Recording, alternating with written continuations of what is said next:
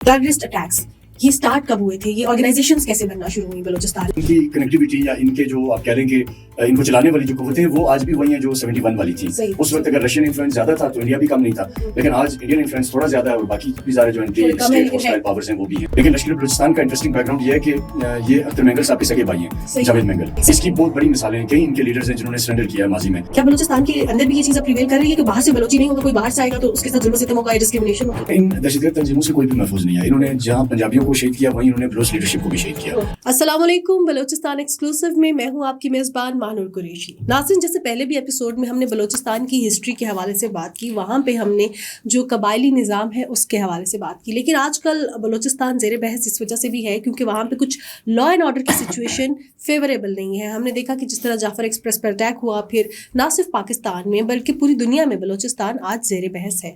इन organisations के पीछे कौन है जो कि इस तरह के हमले करवा रहे हैं, जो कि बुज़दिलाना कार्रवाइयाँ कर रहे हैं, खुदकुश हमले कर रहे हैं, जिससे बलूचिस्तान का जो हम देख रहे हैं अमन व अमान वो डिस्टर्ब हो रहा है। आज के प्रोग्राम में हम इस पर बात करेंगे और आज भी हमारे साथ डॉक्टर इरफान अशरफ मौजूद हैं जो कि बलूचिस्तान पर गहरी नज़र रखते हैं, एंकर हैं, तज्ज़ियाकार हैं और बलूचिस्तान के हवाले से एक मूवी भी उन्होंने बनाई है ढाई चाल, जिसमें ये जो सारे सर्कमस्टांसेस हैं आप उसमें भी देख सकते हैं। लेकिन आज के प्रोग्राम में भी हम स्पेसिफिकली ये जो टेररिस्ट अटैक्स हैं, ये टेररिस्ट ऑर्गेनाइजेशंस हैं, उनसे इनके बारे में जानेंगे। Welcome to the show ji, thank you very much. बहुत शुक्रिया कि आपने वक्त निकाला। डॉक्टर इरफान, सबसे पहले मैं आपसे ये जानना चाहूँगी कि ये टेररिस्ट अटैक्स ये स्टार्ट कब हुए थे? ये ऑर्गेनाइजेशंस कैसे बनना शुरू हुई बलूचिस्तान में? क्योंकि जो बलूचिस्तान की सूरत हाल है, हम हमेशा से यही सुनते आ रहे हैं कि अमन अमान की सूरत हाल ठीक नहीं है, तो ये शुरू कहाँ से हुआ? देखिए, कुछ पुरानी एपिसोड्स में हमने बात तो की थी हमारे नाज़रीन के लिए, जो 71 का दौर था वो हमने एक डिस्कस की थी कि उस वक्त भी एक टेररिज्म था और उस वक्त भी रशियन की सपोर्ट से और फिर अफ़गानिस्तान में इनके ट्रेनिंग कैंप थे, वो सारा हम पहले बात कर चुके हैं। आई थिंक 2 एपिसोड पहले, अगर हमारे नाज़रीन उसे देखना चाहें। लेकिन ये जो रिसेंट वेव है जिसकी अब आप बात कर रही हैं, ये बेसिकली 2001 या 2 से लगभग ये कोलू के इलाके में शुरू हो गया था सिलसिला। लेकिन फिर जब 2006 में अकबर बुगटी वाला वाक़या हुआ, जिस पे हमने लास्ट एपिसोड में तफसीली बात की थी, उसके बाद फिर ये ज़्यादा गेयर अप हुआ। और इनिशियली 2 लोग इसमें बड़े सरगर्म थे, एक बरामदाग बुगटी और दूसरे बालाच मरी। तो ये 2 थे जिन्होंने अकबर बुगटी को भी प्रोवोक किया उस वक्त स्टेट के खिलाफ, और फिर बुगटी साहब पहाड़ों पे चले गए और फिर जो भी हुआ वो सबको पता है। तो बालाच मरी फिर बाद में मारा गया, उसके दूसरे भाई हरिब्यार मरी ने उसकी जगह ले ली, और हरिब्यार बाहर हैं, पाकिस्तान से बाहर हैं, सेल्फ एग्जाइल में रह रहे। और इसी तरह बरामदाग जो नवाब अकबर बुगटी के पोते हैं, ये भी इसी तरीके से स्विट्ज़रलैंड में। तो 2 ऑर्गेनाइजेशंस बेसिकली स्टार्ट लेने वाले ये थे। फिर बाद में इन्होंने कुछ तुलबा ऑर्गेनाइजेशंस को अपने साथ मिलाया, जैसे BSO आज़ाद बलोच स्टूडेंट ऑर्गेनाइजेशन, उसका जो आज़ाद विंग है, उन्होंने माइंड मेकिंग का काम किया बहुत ज़्यादा, और लेटर ऑन वो भी एक मसला तंजीम के अंदर चले गए। उनके उस वक्त के चेयरमैन बशीर ज़ेब थे, बाद में वो BLA ज्वाइन की उन्होंने, और अब उन्होंने BLA का एक अपना दड़ा बना लिया। तो इनका जो बैकग्राउंड है वो ज़्यादा पुराना, ये जो रिसेंट वेव है ज़्यादा पुराना तो नहीं है, लेकिन इनकी कनेक्टिविटी या इनके जो आप कह लें कि इनको चलाने वाली जो कुव्वतें वो आज भी वही हैं जो 71 वाली थी। उस वक्त अगर रशियन इन्फ्लुएंस ज़्यादा था तो इंडिया भी कम नहीं था, लेकिन आज इंडियन इन्फ्लुएंस थोड़ा ज़्यादा है और बाकी भी सारे जो एंटी स्टेट हॉस्टाइल पावर्स हैं वो भी हैं। तो इस तरीके से वो इन सब का काम कर रही हैं। और फिर बाद में उन्होंने इनके मुख्तलिफ ग्रुप्स बना दिए, जैसे कि हरिब्यार मरी की BLA टूटी, उससे हरिब्यार अलग फंक्शन को लीड कर रहे हैं, बशीर ज़ेब अलग कर रहे हैं। फिर BLF बनी, उसको डॉक्टर अल्लाह नज़र चला रहे हैं। फिर इसी तरीके से RBA है, ये जो बलोच रिपब्लिकन पार्टी BRA, वो बरामदाग चला रहे हैं। और इसी तरह लश्कर बलूचिस्तान है, वो जावेद मेंगल चला रहे हैं। तो ये सभी 2006 के बाद बनते गए।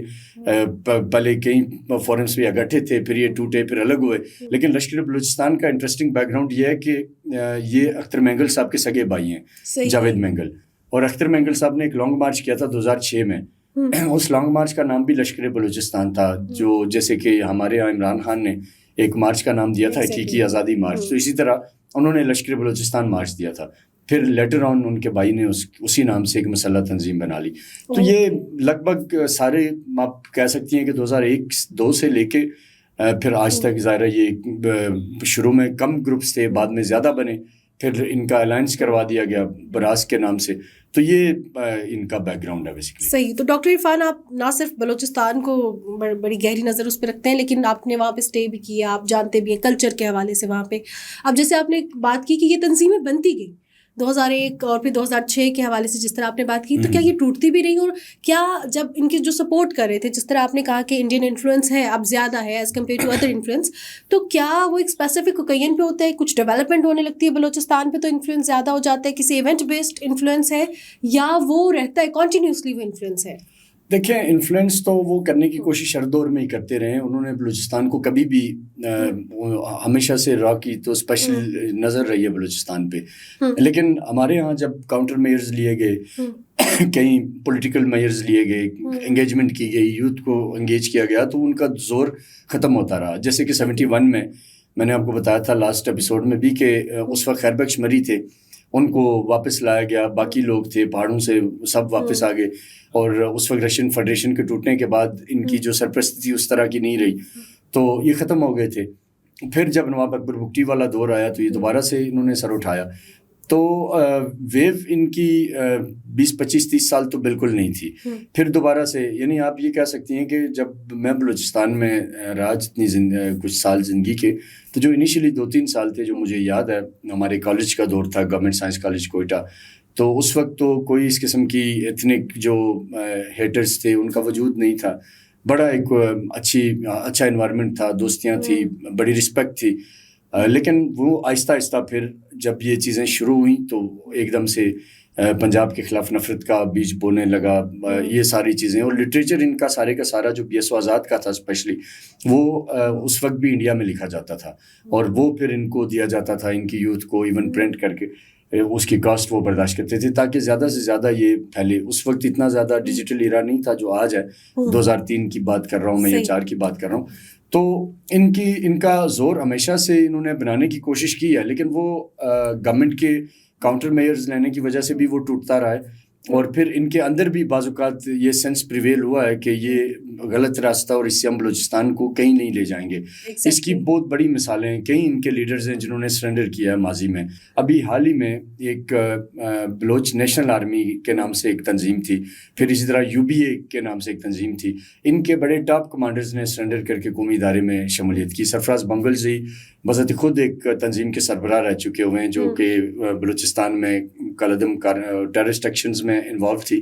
اور سرفراز بنگلزئی خود افغانستان میں تھے, وہاں سے وہ واپس آئے, انہوں نے سرنڈر کیا, اور اب وہ نیشنل مین اسٹریم کے اندر ہیں. اسی طریقے سے گلزار امام شمبے ایک اور بہت بڑے ان کے کمانڈر ہیں, وہ آئے. اور اگر پاسٹ کی ہم بات کریں, میر ہزار خان جو بجرانی ہیں, مری قبیلے سے ان کا تعلق تھا, خیر بخش کے قریب ترین ساتھیوں میں ان کا شمار ہوتا تھا, انہوں نے ہتھیار ڈال دیے.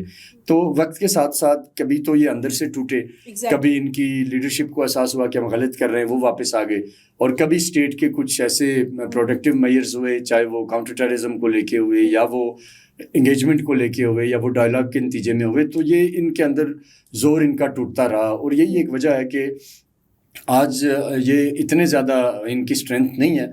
لیکن کیونکہ اس وقت جو ان کا ہینڈلر ہے وہ بڑا طریقے سے دیکھ رہے ہیں, کیونکہ ایک طرف CPEC کی پروگریس ہے, گوادر ایئرپورٹ آپریشنل ہو چکا ہوا ہے, اسی طریقے سے گوادر کا جو پورٹ ہے وہ کمپلیٹ ہے.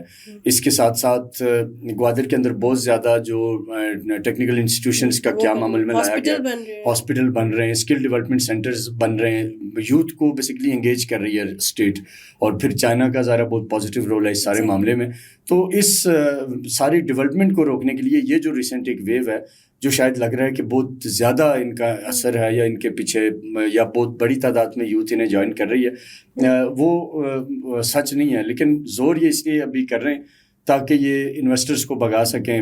دنیا کی جو توجہ گوادر پہ آ رہی ہے یا بلوچستان پہ آ رہی ہے, تو یہ بیسیکلی ڈیولپمنٹ کی جب پیس تیز ہوتی ہے تو ان کے جو ہینڈلرز ہیں وہ ان کے ایکشنز کو بھی تھوڑا سا گیئر اپ کرتے ہیں, ان کو زیادہ سپورٹ دیتے ہیں. اچھا, ایک اور امپورٹنٹ سوال کی جانب بڑھنے سے پہلے میں آپ سے یہ جاننا چاہوں گی کہ اب ہم دیکھ رہے ہیں جعفر ایکسپریس پہ جس طرح اٹیک ہوا, اب ایک اور بھی چیز ہے جو پاکستان میں اور جو صوبے ہیں وہاں پہ یہ بات بہت پریویل کرنا شروع ہوئی ہے کہ اگر پنجابی ہوگا تو بلوچستان میں اس کو جو ہے وہ خطرہ ہے. پھر اسی طرح ہم ایتھنک اس کے دیکھیں یا ریلیجیس بیسس پہ دیکھیں, کیا یہ چیزیں ود ان بلوچستان, کیونکہ اب ہم دیکھتے ہیں مس انفارمیشن بھی آتی ہے ایسی سچویشن میں, دشمن کی جو فورسز ہیں وہ ایکٹیو ہو جاتی ہے مس انفارمیشن کے حوالے سے, کیا بلوچستان کے اندر بھی یہ چیز اب پریویل کر رہی ہے کہ باہر سے بلوچی نہیں ہوگا, کوئی باہر سے آئے گا تو اس کے ساتھ ظلم و ستم ہوگا یا ڈسکریمنیشن ہوگی؟ دیکھیں, ان دہشت گرد تنظیموں سے کوئی بھی محفوظ نہیں ہے. انہوں نے جہاں پنجابیوں کو شہید کیا وہیں انہوں نے بلوچ لیڈرشپ کو بھی شہید کیا. شہید سراج رئیسانی بلوچستان کے رہنے والے تھے, قبائلی تھے, نواب تھے, لیکن جرم کیا تھا کہ وہ ایک پیٹریاٹک پاکستانی تھے. ان کے اوپر انہوں نے 13 جولائی 2018 کو ان پہ اٹیک کیا, ان کو شہید کیا. اسی طریقے سے آپ ابھی ریسنٹلی ایک کینسر کے ڈاکٹر تھے بلوچستان میں, ان کو ابھی ریسنٹلی انہوں نے ٹارگٹ کیا, وہ ترین تھے. اسی طریقے سے انہوں نے ابھی ریسنٹلی ایک اور مفتی شامیر کو تربت میں قتل کیا, جو کہ خود بلوچ قبیلے سے ان کا تعلق ہے. تو یہ جتنے ٹیررسٹ آرگنائزیشنز ہیں, ان کو جو ٹارگٹ بیسکلی دیا جاتا ہے وہ اس چیز کا دیا جاتا ہے کہ آپ خوف و ہراس پھیلائیں, اور یہ کوئی ان کے ہاں کوئی مورلٹی نہیں ہے, یہ ہر ایک کو قتل کرتے ہیں. خواتین تک کو انہوں نے معاف نہیں کیا. سراج جتوئی ایک آپریٹر تھے جو یہ سگنلز وغیرہ ٹاور جو ہیں موبائل کمپنیز کے, ان کے اوپر ان کی ڈیوٹی تھی, تو ان کو انہوں نے اغوا کیا, ان کو قتل کر دیا. کل ایک میں بچے کی ویڈیو دیکھ رہا تھا, وہ اس نے 5 دن پہلے ایک ویڈیو جاری کی تھی جس میں وہ یہ کہہ رہا تھا کہ میرے والد کو BLA لے گئی ہے, ان کو رہا کروائیں. تو اس کی بھی کل ڈیڈ باڈی ملی, اس کو بھی شہید کر دیا. تو اسی طریقے سے تربت میں ایک خالد نامی ایک نوجوان ہے, ان کی فیملی کے 35 لوگوں کو شادی کے دن گھر پہ اٹیک کر کے ان کالعدم دہشت گردوں نے شہید کر دیا. اسی طریقے سے آپ خزدار میں آئے, محمد حسنی ایک ہیں, ان بہت بڑا معتبر قبیلہ بلوچستان کا, آزاد محمد حسنی, ان کے اسی طریقے سے فیملی ممبرس کو انہوں نے شہید کیا. تو یہ ہر ایک کو بیسکلی خوف پھیلانا چاہتے ہیں, جو پاکستان کی بات کرتا ہے یہ اس کو ٹارگٹ کرنا چاہتے ہیں. تو ان کا ٹھیک ہے کہ پنجاب کے خلاف ان کی نفرت, ان کا غصہ اور ان کے ایکشنز بہت زیادہ بروٹل ہیں, لیکن اگر ہم یہ کہیں کہ وہ صرف پنجابیوں کو ہی قتل کر رہے ہیں تو یہ غلط ہے. وہ بلوچستان کے ہر اس فرد کو ٹارگٹ کرنا چاہتے ہیں جو پاکستان کی بات کرتا ہے, جو بلوچستان کی پروگریس اور ڈیولپمنٹ کی بات کرتا ہے, کیونکہ ان کا جو ہینڈلر ہے وہ تو صرف ٹیررزم پھیلانا چاہتا ہے, اس کا کوئی ایجنڈا نہیں ہے. اس نے تو انہیں آزادی نہیں لے کے دینی, کوئی مذہب, کوئی مذہب نہیں ہے, کوئی موومنٹ نہیں ہے, کوئی نہیں. اس نے ایک جتھا تیار کر رکھا ہے کرائے کے قاتلوں کا, اور ان کو وہ ٹارگٹ دیتا ہے. ٹارگٹ سارے ان کے انڈیا سے آتے ہیں, اور ریسنٹلی ابھی یہ بھی انکشاف ہوا ہے کہ کچھ ایران کے اندر پھر سے ایران نے ایک بڑا نیٹ ورک اپنا پھر کھڑا کر دیا, اور جیسے کلبھوشن یادو آپریٹ کرتا تھا, اگین وہاں ایک آدھ اس قسم کا افسر آ کے بیٹھا ہے جو وہاں سے یہ ساری انسٹرکشن دے رہا ہے. تو یہ اس طرح سے ہے. صحیح. اچھا, اب میں آپ سے لاسٹ پہ وہ سوال پوچھنا چاہوں گی جو کہ آج کل سوشل میڈیا پہ ہر بچہ, ہر بڑا اسی کو ڈسکس کرے without having any authentic information. اس میں بہت سی ایسی چیزیں پھیلائی جا رہی ہیں جو خوف و ہراس, ہم پاکستان میں اگر دوسرے علاقوں میں بیٹھے ہیں, اسلام آباد میں بیٹھے ہیں, پنجاب میں بیٹھے ہیں یا KP میں, ہم سب بلوچستان جانے سے ڈر کیوں رہے ہیں؟ ریزن کیا ہے؟ خاص طور پہ ابھی جو جعفر ایکسپریس پر حملہ ہوا, اس کے پیچھے ریزن تھی کیا؟ ابھی بھی ہم دیکھیں, جس طرح آپ نے کہا کہ دہشت گردوں کا کوئی مذہب نہیں ہے, کوئی ان کا ایجنڈا نہیں ہے کہ اسپیسیفکلی ہم نے کس کو ٹارگٹ کرا ہے, انہوں نے بس خوف ہراس پھیلانا ہے.